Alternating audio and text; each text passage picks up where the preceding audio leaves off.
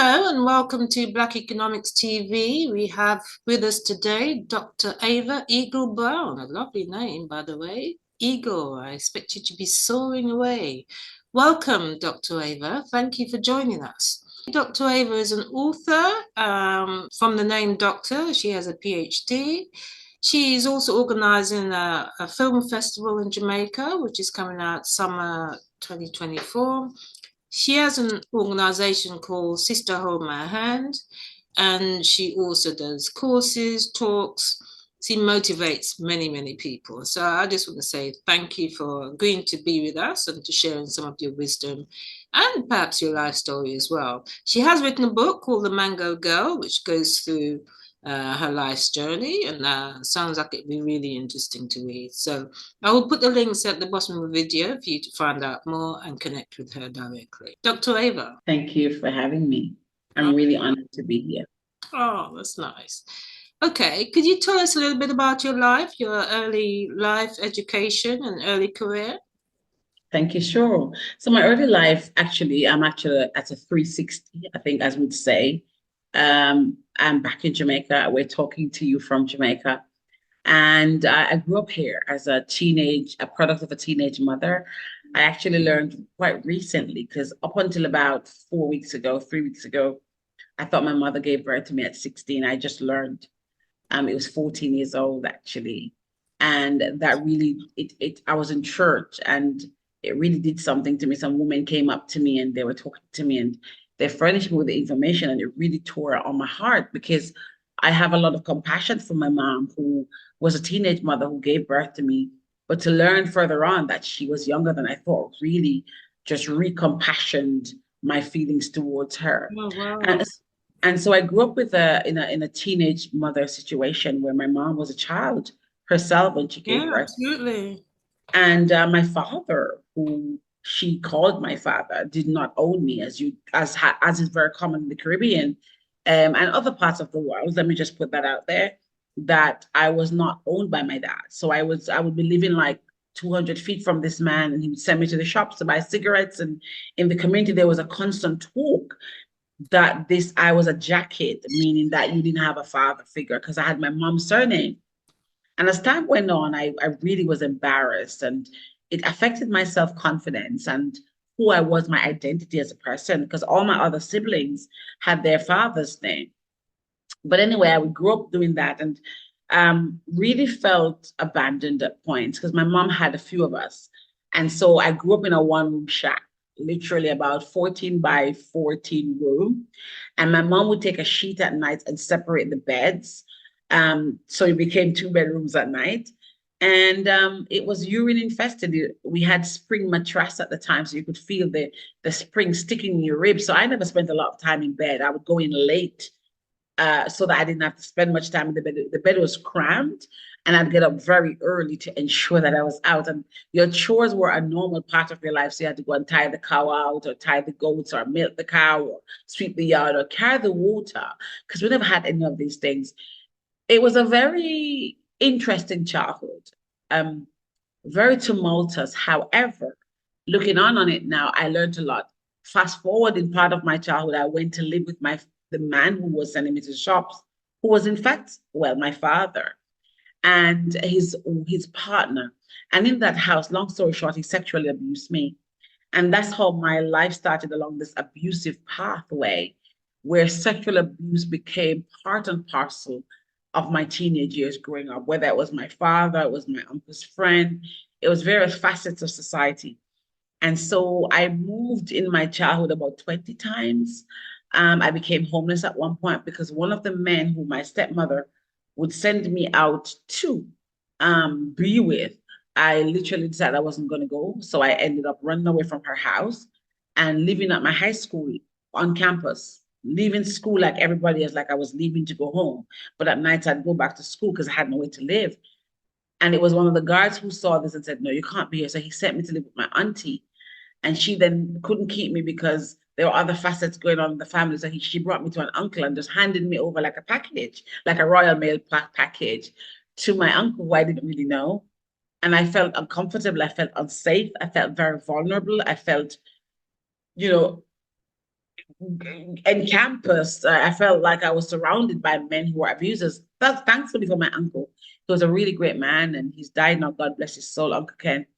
But that was when I got a break as a child, when my life kind of shrugged my shoulders, had my room for the first time.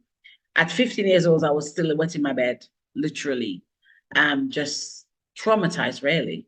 And if I were in the UK, I'd have been put in a foster home or whatever it was. So I kind of had foster homes, the not the official ones, but the unofficial ones here. And I had a really hard childhood. I sold mangoes as a child to help my family survive on the train rather than going to school. I didn't have school books when people were doing SATs or whatever we call them in England, those end of year 6 exams. I couldn't do that because I didn't have the textbook. So I grew up in a really impoverished, hard, child labor, sexually molested childhood. But today I'm standing here very strong, resilient, and thankful actually for some of those moments in my life because they've helped to shape the resilience and muscle that I have as a human being. So And you that's a bit of my childhood. so you were selling mangoes. That's why the book is called The Mango Girl. Oh, Absolutely. Absolutely. okay. Yeah. Tell us about the book. The Mango Girl really captures my life. I was writing this book for a long time. It wasn't even a book. I failed English and math in high school, actually. Let me just put that out there. I was a very troubled child. As a matter of fact, I'm involved in Jamaican politics at the moment. I work in politics when I'm here as the financial controller for the constituency, like the London Borough of Croydon, for example. And last week I went to represent the MP at a school that they had the 45th anniversary. So I addressed the entire student body, reporters and parents. And in the audience was my high school textiles teacher, who is now the vice principal or the deputy head for the school that I was at. So I was a keynote address and I was addressing the students and telling them how I struggled and how I was a rebel in school. And I was telling them that, education is really a passport out of poverty. But my book is really around my life as a teenager, as a child, because I started writing purely because my mother couldn't afford to send me to school. And I had questions around who my father was and they were not able to tell me. So I needed to answer these questions. So I started writing this makeshift little diary. And at the time, we had these black carrier bags called scandal bags. And I start hiding my little notes into these carrier bags. And the carrier bags became a book. And the book became this thing that I took to the UK. And people kept saying, oh my God, I have a friend called Camille. And I remember we're sitting in Stratton Park. And she said, Ava, your story is so powerful. You should turn this into a book.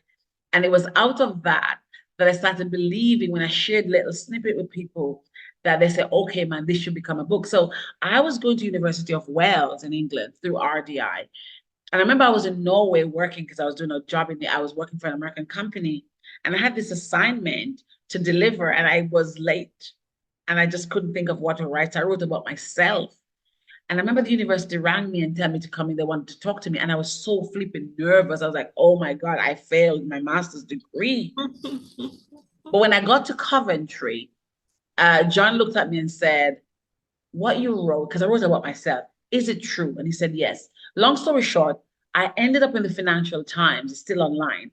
And the Financial Times, through the agency for the university, doesn't talk about individuals, they promote organizations, but they were so captivated by my story and how resilient I had been and what I had gone through to continue to push forward despite my challenges. So it was that paper, the Financial Times article, that pushed me to then publish what I was keeping as a diary of my life, the Mango Girl. Mm, okay. Wow. Well, it's very impressive that you're in the Financial Times. We'll have to find a link to that. I'm in a lot of paper, honey, a lot of paper. I'm in the Belfast Telegraph, I'm in the Guardian, I'm in the Voice, I'm in a lot of papers, the Gleaner, the Observer. I am in a lot of papers. Okay. All right. So let's go back a bit then. So you're 15 and you're with your uncle and things started to change for you. Tell us about what happened in your life from then on. What happened in my life from then on, I started to have a little bit of stability. And I was able to finish high school. And I said I wanted to go to college. Like, I just knew that my only hope was education. I just knew that it was the only thing. My mom wasn't rich. My father wasn't showing up for me. He told me that I was old enough to go and take a man at 16 when I Oh, told him I wanted to go to university. And so I knew that that was his last chance with me. But I had a fire in my belly that said I wanted more. I didn't want to grow up picking marijuana and doing all the things that the girls having sex and doing all the things that the children around me were. Some of the children were doing. And so I went to my uncle left and moved to Cayman Islands, and I knew that I had wanted to go to university. I wanted to be a lawyer, actually. I wanted to be a barrister. That was my calling in my mind. And we couldn't afford it. So I went to my father one last time and asked him to send me to school. And whatever he told me just ticked me off. And I was like, you know what, that's it, I'm done with you. And I learned there very early on that sometimes you have to know when to draw the line with people. And so my father was somebody who was non-avoid anymore. And then I had a dream actually that I went to the LEA, which is like the Ministry of Education, the head of the LEA for education. And I said to him, I sat outside his office for about 6, 7 hours. I wasn't going to move. I was a resilient child. And I was in Kingston. I was in downtown Kingston. I was wearing a yellow chalice trousers. I'd never forget that. My teeth were not brushed. I had just slept on the floor in the ghetto where my father lived. And I went down to the Ministry of Education. His name is Honorable Virgil Whiteman. And I sat outside his office and I would not relent until they let me see him.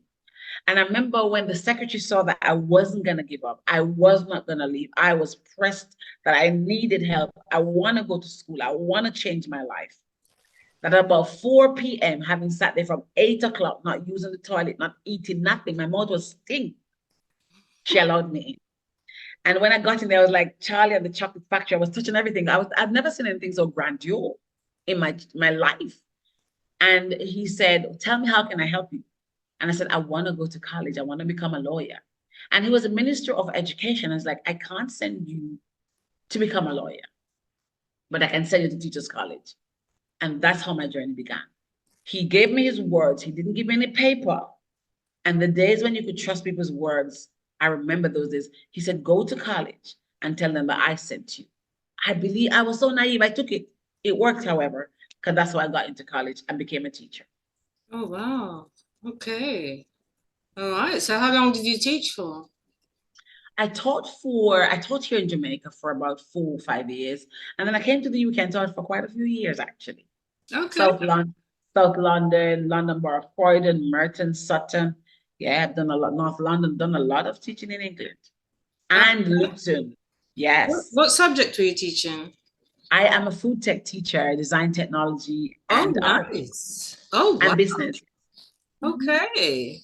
Oh, well done. Thank you. So you began an entrepreneurial journey at some point. I did actually. I was in the school and I was racially, um, how do I put this now? You know, the kind of way where they're racial to you, but it's not obvious. So it was more around, was structured in a nice way. Hmm. You put your finger on it. So I had a child who had HIV in my class. I was a form teacher. And so pastoral care was big for me. And we had these NQTs, newly qualified teachers. And they came and I had to share reluctantly with one of them that this child had HIV because he transmitted at birth. And it was meant to be confidential. It was confidential until this point. And before I knew it, the whole staff room knew. And it was just really upsetting for me. And I stood my Oh, ground. And I was challenged I was said to be like, I was bullying, they said. Well, lack of a better word, the NQT, who happened to be a white, fragile white girl. Um, and she did not, white privilege really, and she did not understand where I was coming from. This is a Black child from Africa who had transmitted HIV. I bestowed the trust in you because you're doing shared pastoral care. And before you know, the whole staff room knew. I'm bothered by this because I had known he was HIV policy for a long time. I was his form teacher, and nobody in the class knew. Now everybody knew, and he was being bullied, and it wasn't nice. Oh. And the head teacher, I was on a visa at the time. Um, and the head teacher said to me, um, you should consider immigration status. What? And that really ticked me off. Really did. It was a big passive aggressive micro aggression. And I said, okay, I do. And so I was on this proper visa and I had just done my first degree and it was probably the second phase of my master's. And I privately, and I had my husband at the time, my daughter, we were all on the same visa. And I privately used my highly skilled, because I was highly skilled now, and applied to the Home Office and got a 1 year visa. So I came up like a 3 year visa, accepted a 1 year visa, and that was something that gave me wings to fly. Sometimes you got to learn to take risk. It calculated risk. It gave me the wings to fly, and I got granted the highly skilled visa, and that's why I went into entrepreneurship. I went to work as actually a deputy manager for a large German supermarket in England, and that's how my journey began in entrepreneurship. To be honest, Oh, yes, right. Okay. All right. So let's talk about some of the projects you're involved in now. First of all, you have an organization called Sister Hold My Hand. I Tell me do. about that. Sister, hold my hand. Oh my God. Was born, I was going to Madrid to speak. I was invited, I was a keynote speaker in Madrid and getting paid to speak because I speak all over the world and get paid for that. And I was embroiled in a family matter with my ex-husband. And the judge, I had a barrister on the case, and I said to her, look, I need to go and work. I need the money. It was $1,000 a day for a barrister. I can't afford you all the time. So tell the judge that I have to go to work. Please represent me in my absence. And I landed in Madrid, Spain, and my friend Kemi Oshelala, who is Nigerian, British Nigerian, and I were speaking at the same event. And we were sat in the cab, and the court had rang through to say, you need to be in court because this is penal. And I remember sweating profusely. And there's a picture on Sister Hold My Hand somewhere there where Kemi actually held my hand so tightly. And in that moment, I think is that about us. In that moment, I promise you, Dawn, I felt like somebody, it's probably not there, now we'll find it. Go to home. And I felt like in that moment, somebody was just reassuring me and it changed everything. So out of that, I came back to London. That's kept me right there. I was like, now I'm going to go and start Sister Hold My Hand. It was so nice. And we launched in London. And then soon after, COVID came and kind of, dismantled everything. And then a friend of mine was going through some serious stuff recently. And she's like, you need to help. I need you to put back Sister Hold My Hand together because women out there across the globe need this. I'm getting divorced and I need this. And that's how I literally re-energized Sister Hold My Hand last year and thought, let me invite other women to the table. It can't just be me and Audrey who picked it up with me. She does forgiveness. Let us have some other women on board. And that's how it was formed. Okay. Wow, that's brilliant. Well done. Okay, so that's something that people can tap into. Sorry about that. That's something that people can tap into. Sister, hold my hand. That's brilliant. I think the imagery of someone holding your hand is actually quite strong because sometimes we're going through things in life and you do want somebody to be near you holding your hand, and sisters can understand more perhaps than others can. So I absolutely agree with you. I think in life, there are three phases, I think. We're either in the middle of something, at the end of something, or we're entering something. All of us, it's a cycle. And until we die, we're never going to stop having challenges. So having that dedicated sister holding your hand is so important. And we do this in different ways. We do this through coachship and mentorship. We do this through speaking engagement. We do this through a lot of different ways. But it's been a powerful force. Today, before I jumped on here, we're on LinkedIn with one of the sisters who's a child psychologist, and she was talking about gratitude and parenting. So I was her guest on the show and LinkedIn audio, and we're talking about gratitude. I've just started a show on Sister Hold My Hand YouTube channel that says "Tell Your Story." And the first thing I put out was that I recorded this years ago in England.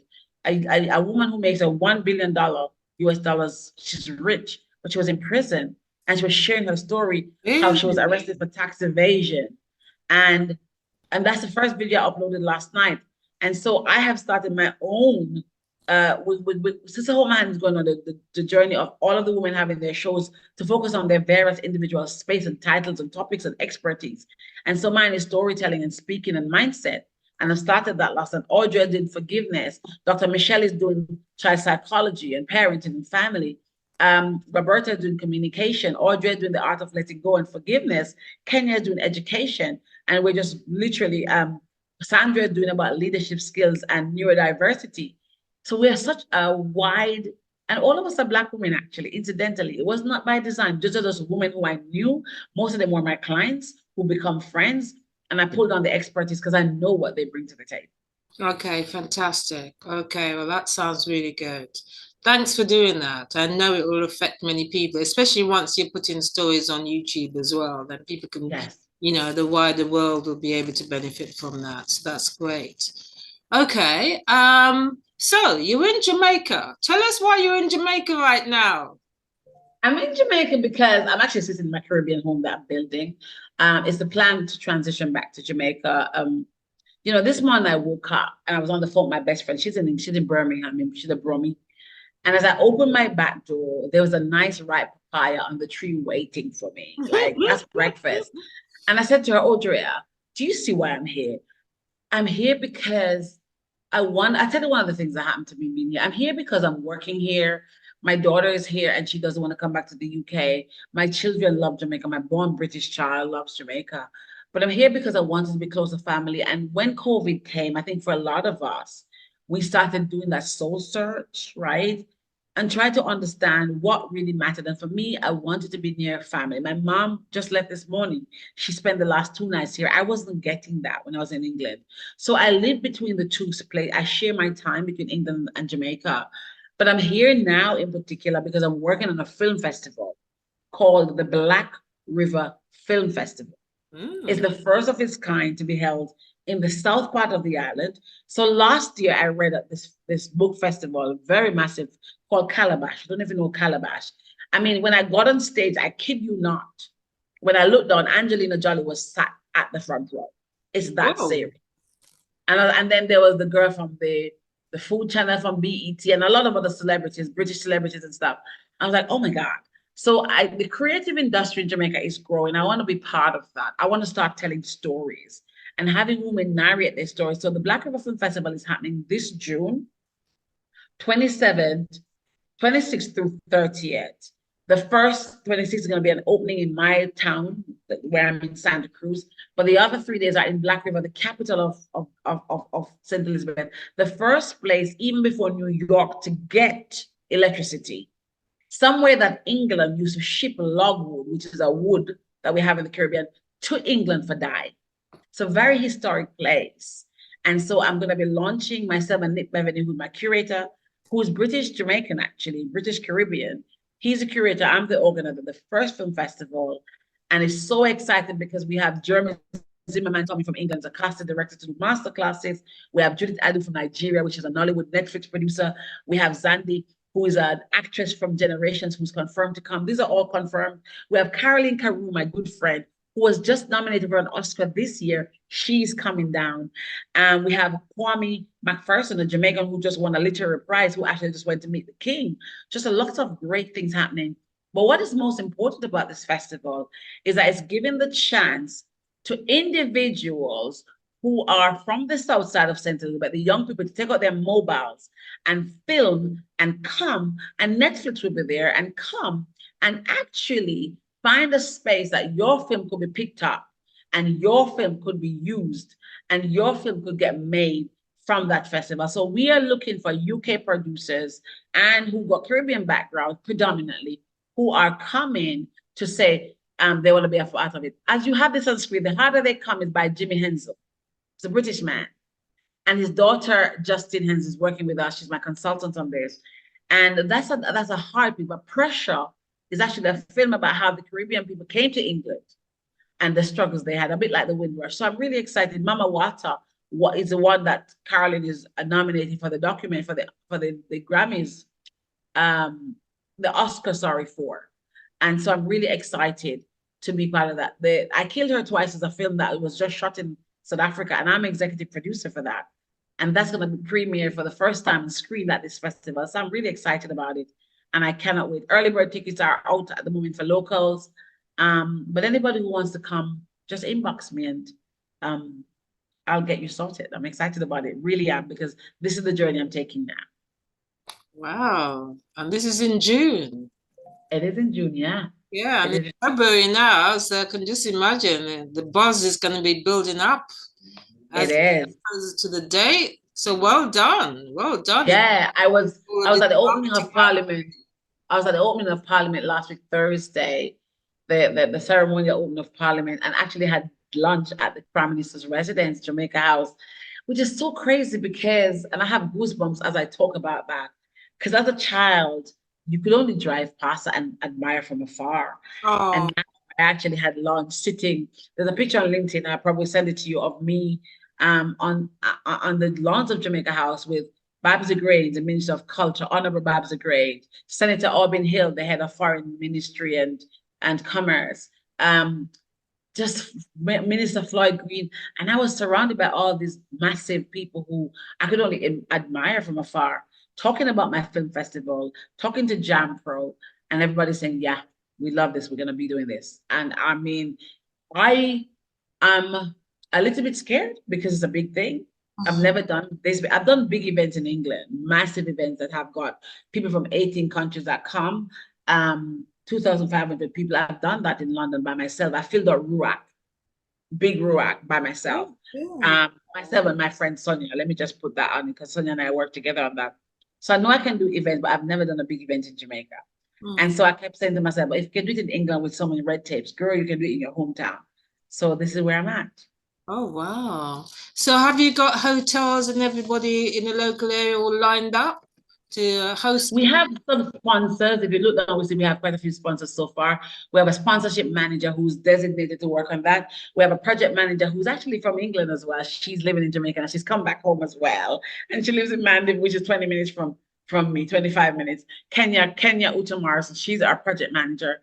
And so I have people, I've got a team, of Yeah, because absolutely. I do politics. So everybody else has helped me to sort this out and make this happen. And people want this to happen because there is so much that could come out of this.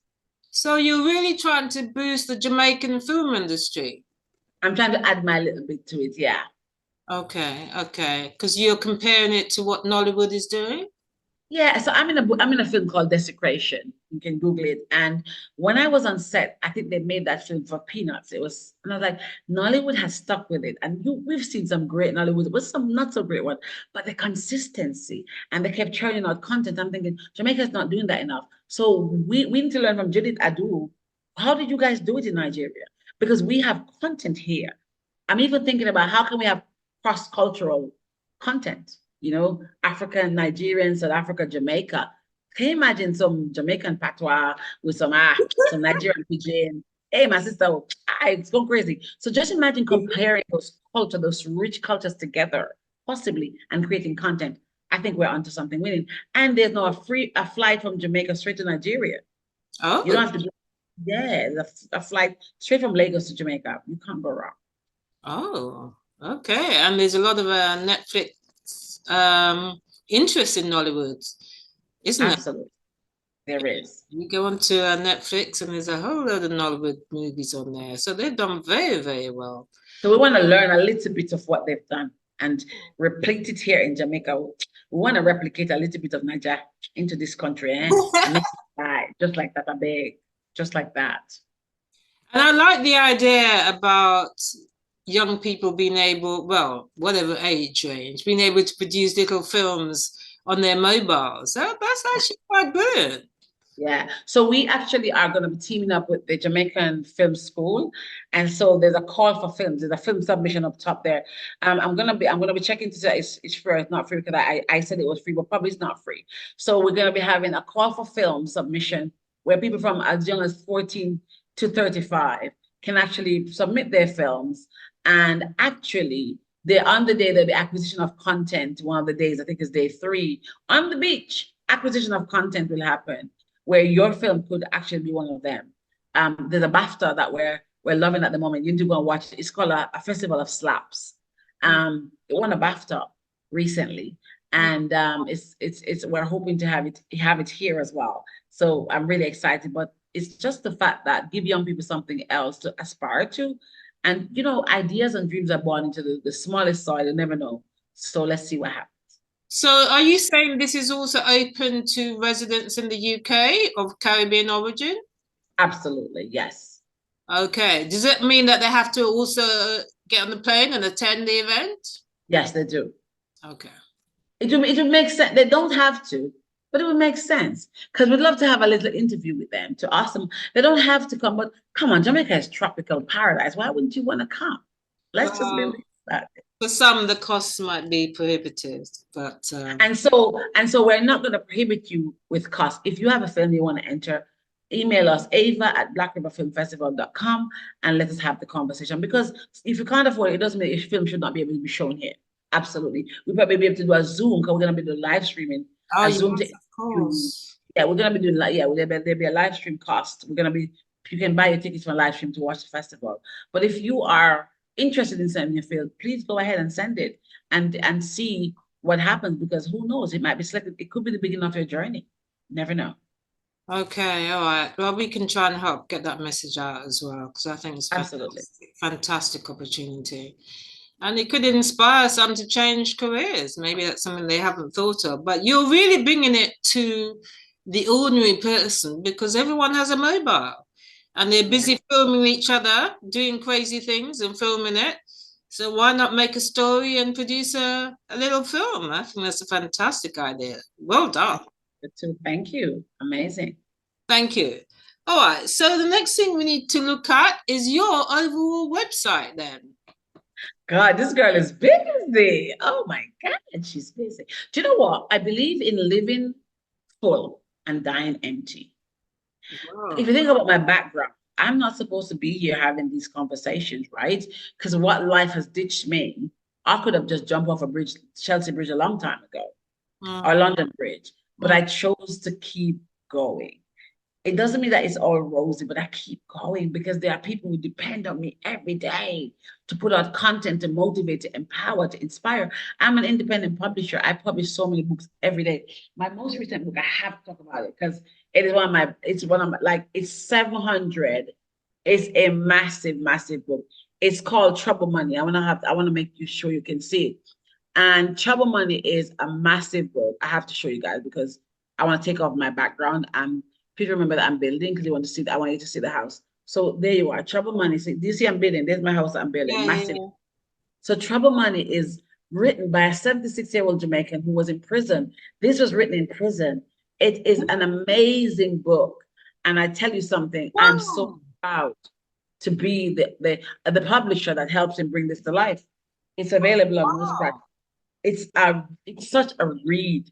Oh my God. It's like, I can't wait to go on a beach holiday and just lay down and read it. I've worked on it, I've published it, but I want to read it again because it's so powerful. Wow, that's fantastic. Well, I want to read it too. Yeah, Trouble Money. I'll send you it's called Trouble Money. It's an amazing book. Okay, well done. Is it available as an ebook as well as print book? It is. At the moment, it's just a print book. It's not an ebook, but it's something that we're considering. We need to get that. It's a massive book. Done. It is 500 and I think 59 pages. 559 pages. I was correct. 559. But do you know what it is? You read all those good Stephen Kings and those Robert Ludlum, yeah, and they're massive books on read. Let's read a nice big black. It's called Trouble Money. It's a really good. Is he still in prison or is he out now? He's out. He's in Jamaica. I was near to him yesterday. I've not met him yet because I do publishing, but my clients are all over the world. It's virtual. I do. Of course. COVID was for that. And I have not yet met him in person, but we talk regularly. He's actually writing some short stories right now. He's 76, but a massive, prolific writer. His imagination is crazy. Really. So Trouble Money, is it a novel or is it his life story? No, it's a novel. It's a fictional book written in prison. But you'd imagine that some of it is based on what he saw, probably what he knew, probably what he was involved in, but it's not a real story in a compilation. Okay, understood. So basically, I tell you what Trouble Money says. Trouble Money is unwheeling the web of violence and vengeance in the Bronx. And it really talks about the preview is about 6 gunmen from Jamaica with one purpose, 3 corrupt DEAs, a beautiful, virtuous woman, and one promiscuous as can get. They are drawn together under one umbrella, turning a section of the Bronx into a hot coal bed, burning with treachery, murders, and revenge. Now, it sounds like one of 50 Cent. You know, 50 Cent has this book, Yeah. this thing called, yeah, it's like a 50 Cent kind of drama series. But as Trevor talks, and his name is Courtney G. Thomas, the author, it's not a real story. It's some of the things that he's seen, some of the things that happen around the place. His imagination is just crazy to just weave things together. And that's what I love about him. Well, you never know. You might get a movie deal out of it. Never know. Ooh, that would be very It's like interesting. a good series piece.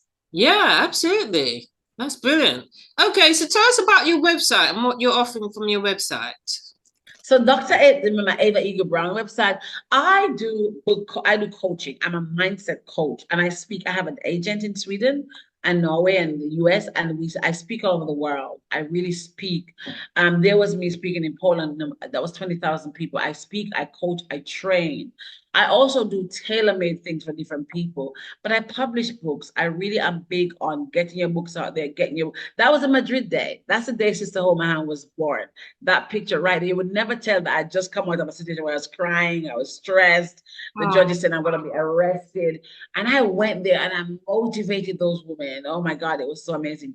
So I actually write books, I speak, I coach, I train. And that's what I love doing. So if you have an event and you're thinking, I want a speaker, or if you're stuck with your mindset or starting your business, I'm this person who can sit down with you and literally carve you anything that you want to do. And I also talk to people for free. You know, you want to have a consultation, I have a conversation for free. I'm not about just, you know, taking your money or whatever. Let me talk to you. Those are some of the places I've been featured. Don, you don't know this, but I'm in BBC Save and Remade, that features that series. I actually went to Remade. Saved and Remade. I actually went to Dragon's Den in 2021. Didn't make it out, but Oh, actually went and pitched it then, and it was such an amazing experience. It was yeah, beautiful. yeah. Oh, wow. And Eric Thomas has spoken about you. Yeah, I've actually shared the same stage with Eric Thomas. Absolutely. Nice. Oh, wow. We should die empty, and I believe in that wholeheartedly. It's true. While we're here, we need to give out and make a difference, you know? Because the graveyard is full of dreams never realized and books never written and ideas never came to realization. I don't want to be a part of that. Let them say, oh my gosh, she was so busy doing so much. Amazing. Because in the busy doing something, somebody's inspired, moved, and shaken and transformed. Whereas if I sat laid back doing nothing, nothing happens. So those who say they can and those who say they can't are both correct. It's a matter of perspective. Yes, I agree with you entirely. Thank you so much, Dr. Ava. It's been such a pleasure speaking with you. Thank you for having me. Where you go on from strength to strength.